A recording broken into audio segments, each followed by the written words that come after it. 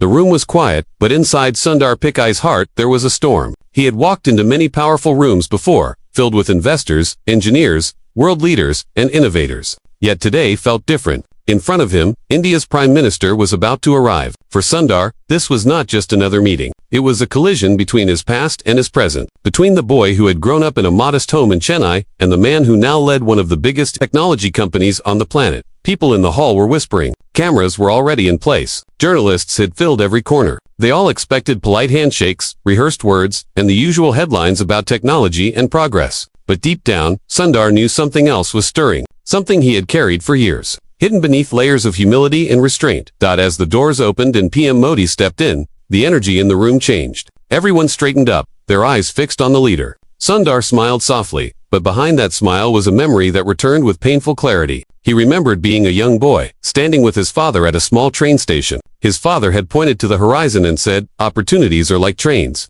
They may be rare, but when one comes, you must have the courage to step inside." That courage had brought him here. Yet even now, with all his success, he carried the weight of a question. Had he done enough for the country that raised him? The cameras flashed as Modi extended his hand. Sundar stepped forward, shook it warmly, and the hall filled with applause. But just as the applause died down, Sundar surprised everyone. Instead of leading Modi to the stage as planned, he gently asked for the microphone. The organizers hesitated, because this was not on the schedule. Still, Sundar's calm voice held authority, and they handed it to him.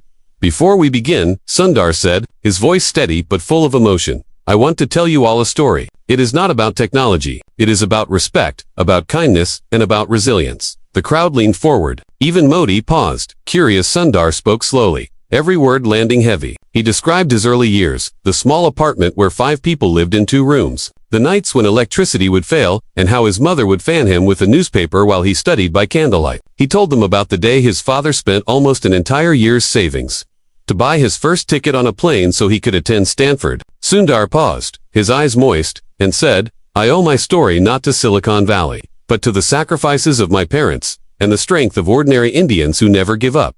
There was silence. Some in the crowd nodded, some wiped their eyes, and then Sundar turned, looking at Modi directly. "Sir, today, as you stand here, I feel a weight in my heart. It is the question of every child who leaves this country searching for opportunity. Will India one day be a place where no child feels they must leave to chase their dreams? I want to believe the answer is yes." The hall gasped. This was not the polite welcome speech anyone expected. It was raw, honest, and almost defiant. Journalists began scribbling furiously. Cameras zoomed in, and Modi's expression tightened. But Sundar did not stop. "I stand here not just as a CEO, but as a son of India. And today, I want to do something I have never done before." He placed the microphone down, and for a long moment, he simply folded his hands in front of Modi and bowed his head low, not as a gesture of politics, but as a son bowing to the land that raised him. The hall erupted in murmurs. Some clapped, some whispered in shock. PM Modi placed his hand gently on Sundar's shoulder, but Sundar's face remained lowered. The cameras caught every second.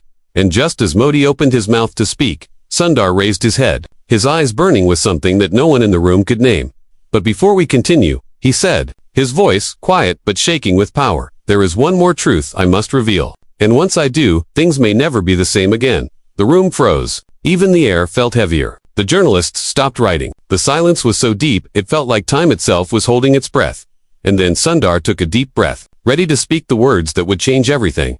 The hall was silent as Sundar stood with the microphone, his hand trembling slightly, though his voice had not broken yet. Everyone was waiting. What secret could a man like him carry? What truth could make him risk this moment, risk headlines that might echo across the world? Sundar knew the price of honesty. He had lived long enough in corporate rooms where every word was weighed, measured, and polished before it was spoken. Yet in this moment, he chose something else. He chose to speak from the heart, even if it unsettled the most powerful men in the room. He closed his eyes for a second, and when he opened them, his gaze was steady, fixed on Modi. "Sir," he began, "when I was a child, I dreamed of a day when India would not just create dreamers but also give them the soil to grow. I dreamed of building my future here, but I must confess, I could not. I had to leave. I had to cross oceans, not because I wanted to, but because I felt I had no choice. And that choice has haunted me every single day." There was a collective murmur across the hall. People shifted uncomfortably in their seats. Some looked at Sundar with admiration, others with unease. It was rare to see a global figure speak this way,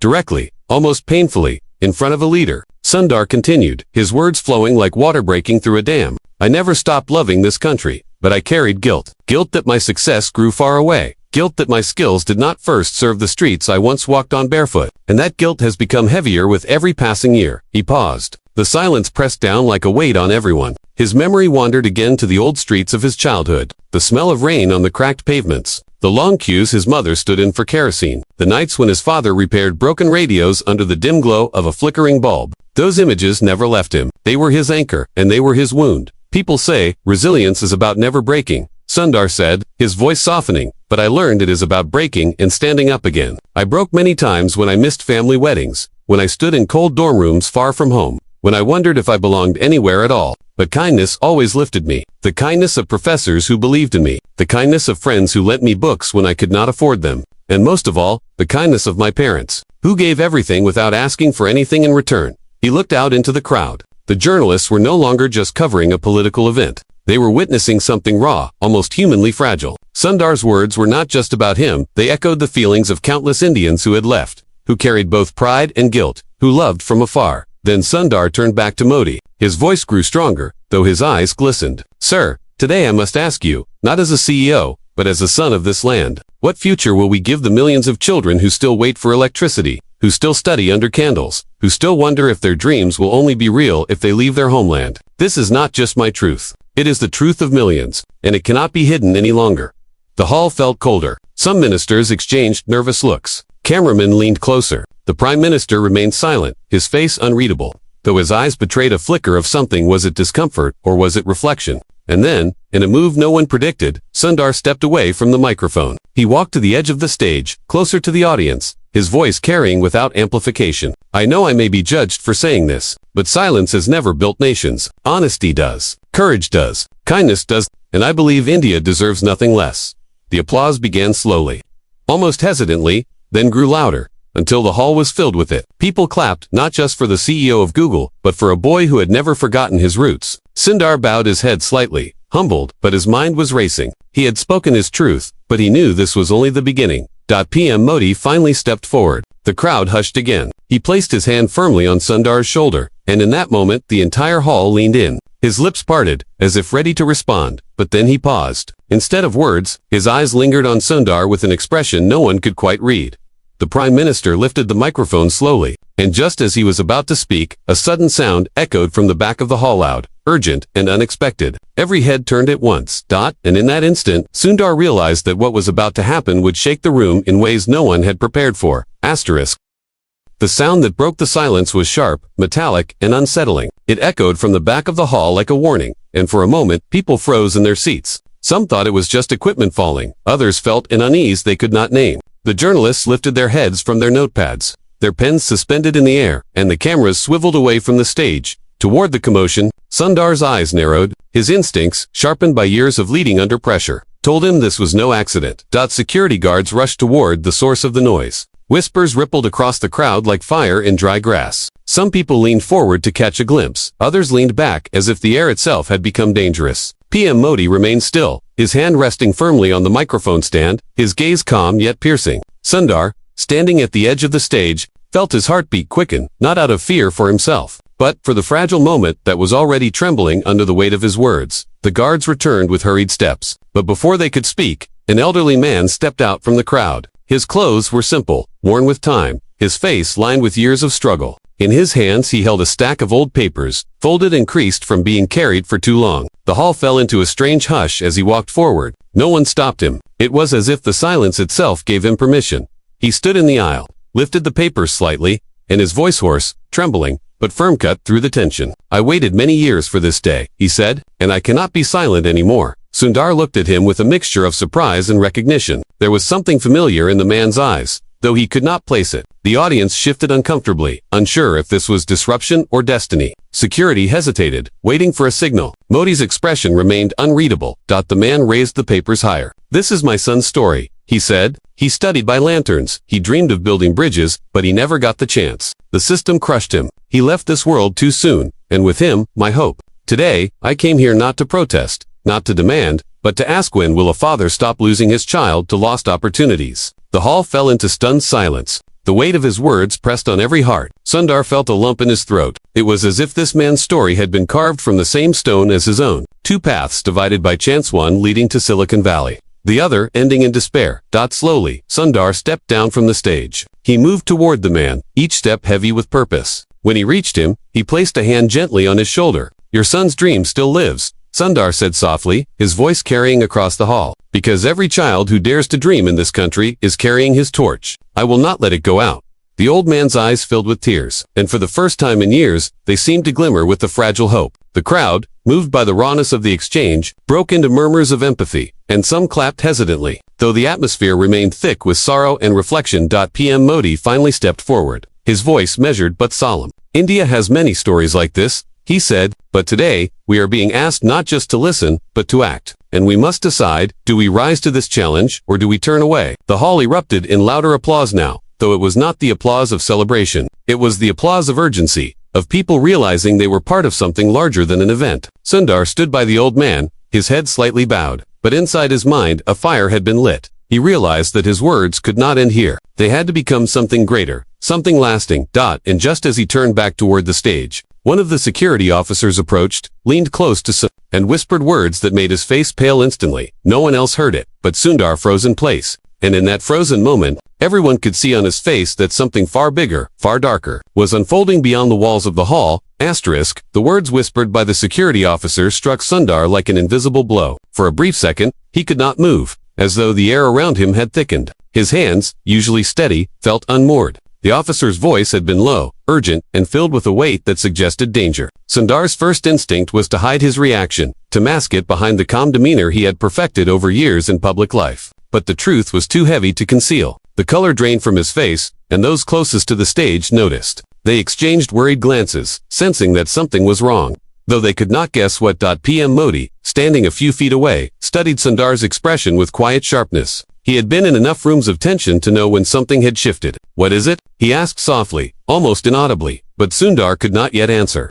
The crowd waited, restless, unaware of the silent exchange unfolding before them. The old man still held his stack of papers, watching Sundar with a mixture of sympathy and fear, as though he, too, understood that this moment was turning into something larger than speeches and applause. Sundar finally took a slow breath. He stepped back toward the microphone, his voice steady but stripped of the earlier warmth. "I have just been told something that I did not expect to hear today," he said, his tone deliberate. "And though I cannot share every detail in this moment, I must tell you this. The path ahead will not be easy. It will test our resilience in ways we have never known."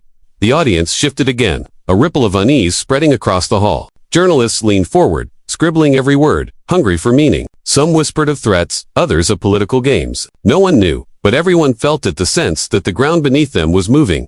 PM Modi stepped closer, his voice carrying the authority of someone who had weathered storms before. "Then speak what you can, Sundar," he said, "for silence feeds fear, but truth can give courage." Sundar looked at him, his eyes heavy with the weight of decision. He wanted to speak, but the officer's warning still echoed in his mind. "There is a threat in this hall. Stay calm, do not alarm them." His gaze swept over the faces in the audience, the expectant journalists, the ministers, the young students who had come to witness history. He thought of the old man clutching his son's papers, of the millions outside who carried the same silent stories. His heart ached with the knowledge that every choice he made now would ripple into countless lives. So instead of revealing the full truth, Sundar chose a different path. He straightened, his voice steady once more, and said, "Every nation faces moments where fear tries to break us. But what defines us is not fear, it is how we respond. I believe in resilience, I believe in kindness, and I believe that together we can face even the shadows that threaten us." The hall erupted in applause, but beneath the clapping hands and hopeful eyes, a deeper unease still lingered. Sundar stepped back, his expression calm, but inside his chest his heart pounded. He knew something urgent had to be done. PM Modi leaned slightly toward him, his voice low and firm. "Tell me later, but for now, stand strong. They are watching how you carry this moment." Sundar nodded faintly, yet even as the program resumed, his thoughts were far away. The whisper of the officer had changed everything. There was a threat nearby, unseen but dangerously close, and Sundar could not shake the feeling that this day already, unforgettable, was about to turn into something that would test not only his strength but the very soul of the room. And then, just as the speeches seemed to steady the atmosphere, a sudden flicker of the lights swept across the hall, plunging the room into brief darkness before the generators restored power. Gasps filled the air. Some thought it was nothing, a common failure, but Sundar felt the chill run down his spine. He knew this was not coincidence. It was the beginning. The blackout lasted only a handful of seconds. But in those seconds the hall felt like a place caught between two worlds, one of calm expectation and another of creeping fear. When the lights returned, they revealed not the same stillness as before, but a crowd unsettled. Eyes darting, whispers turning into nervous chatter. Sundar felt the air had thickened, as though everyone could sense what he had already been told. Something was wrong. PM Modi stood firm, his composure unshaken, but he too glanced around, reading the room with a leader's instinct. Sundar inhaled slowly, his mind racing through possibilities. Was this a simple technical failure, or the first visible tremor of the threat the officer had warned him about? He remembered how, as a child, during monsoon storms, the power would often vanish. In those moments, his father would light a candle and say, "Darkness does not frighten those who know where their flame is." Sundar had carried those words into every boardroom, every crisis, every decision. Now he repeated them silently, trying to find his own flame in this new uncertainty. The program continued, but unease lingered. The old man with the papers still sat quietly, his face half hidden in shadow, though his presence seemed heavier now, as if he embodied all the unspoken fears in the room. Students in the audience clutched their phones, some recording, others texting. Journalists whispered theories, hungry for a headline. And Sundar, standing once more at the microphone, felt the moment slipping beyond the control of rehearsed words or polished gestures. He leaned in, his voice softer than before, almost confessional. "When I was young, every failure taught me resilience," he said, "but resilience is not just about enduring what comes. It is about seeing beyond fear, even when the night is darkest. Tonight, in this hall, we have a choice. We can panic, or we can remember that our strength has never come from certainty, has come from unity." The crowd quieted, drawn into his tone, which carried not the authority of a CEO, but the vulnerability of a son, a brother, a man who knew struggle. He paused, letting the words settle. Then he added, "But I must be honest. I sense something more tonight, and if I fall short in guiding us through it, I ask only this, that you do not lose faith in kindness, even in the face of shadows." The line hung in the air, strange and heavy. Some clapped, though it was scattered, uncertain. PM Modi studied him with sharper eyes now, sensing that Sundar was holding something back. The Prime Minister stepped closer and whispered just loud enough for him to hear, "You know more than you are saying. Be ready." Before Sundar could respond, a loud crash split through the side doors of the hall. A chair toppled, voices rose, and a group of people surged forward, their movements rough and chaotic. Security rushed to block them, but the crowd's attention had already broken, fear spilling through the rows like water through cracks. The cameras turned wildly, capturing flashes of confusion. Some lenses zooming in on Sundar, others on Modi, others on the scuffle at the doors. Sundar froze only for a moment before his instincts carried him forward. He moved closer to the Prime Minister, not as a leader of a global company, but as a man protecting someone placed in his care by fate. His hand lifted slightly, as if to shield, though he knew he had no real power against chaos. Still, the gesture was instinctive, born of humility and respect. The security teams swarmed, their commands sharp, their presence forceful. But even as they regained control, Sundar could see the truth. The atmosphere had changed forever. This was no longer a ceremony, no longer a polite meeting of minds. It had become a test of resilience, of courage, of humanity under pressure. And in that charged silence, as the intruders were dragged away, one of them shouted words that pierced through the noise and settled like a dagger in the room. "The truth will come out tonight." Sundar's eyes widened. The words were not random. They were deliberate, heavy with meaning. He looked at Modi, who was already staring back at him, his face stern but questioning. Sundar realized, with a sudden and chilling clarity, that the threat whispered to him was not just about danger, it was about revelation. And whatever truth was waiting to surface, it had the power to shake not just the hall, but the very foundation of what they all believed. The words of the intruder still echoed in the hall. "The truth will come out tonight." Though the guards had forced him away, the weight of his cry lingered like smoke that refused to clear. Sundar felt it pressing against his chest, each heartbeat heavier than the last. The room had quieted, but it was not calm. It was a silence of expectation, of people waiting for something they did not yet understand. The journalists held their pens above their papers, frozen, knowing that whatever came next would define the story. Sundar stepped forward once more, his hands clasped, his posture no longer the polished stance of a global leader, but the humble stillness of a man about to bare his soul. He looked at Modi, and for a long moment their eyes held a silent exchange between power and conscience. Sundar knew the choice before him. He could shield the truth, protect the fragile order of the moment, and the night would pass with applause and rehearsed headlines. Or, he could speak, knowing that the cost of honesty might be heavier than anything he had carried before. He chose. His voice, when it came, was not loud, but it was steady, and it cut through the hall with clarity. "The truth is this," he said, pausing to let every heart lean closer. "Our greatest threat is not from the shadows outside this hall, but from the silence inside it. We have become too used to waiting, too used to believing that someone else will build the future. But the future will not wait. Every day a child leaves school because there is no light. Every day a father loses hope because his son's dream was buried. Every day a mother wonders if her daughter will ever be safe. These are the truths we have hidden behind speeches, and they cannot be hidden any longer. The words hit the room like a storm. Some gasped, some clapped instinctively, others sat stunned. Sundar's eyes glistened, but his tone grew stronger, carrying both sorrow and defiance. I left this land to chase my dream, but the guilt never left me. And tonight, I tell you I no longer wish to carry it in silence. I want to give back, not in words, but in action, and I will begin now. He turned slightly, gesturing toward the old man still holding the faded papers of his lost son. His child's dream will not die. We will build a scholarship in his name, and in the name of every child whose dream was lost to silence. It will not be small, it will be vast, reaching every corner of this country. And it will not wait for tomorrow. It begins tonight. The hall erupted in an uproar of sound claps, shouts, cries. Some wept openly. The old man trembled, clutching the papers to his chest, his tears falling freely. But this time they carried relief rather than grief.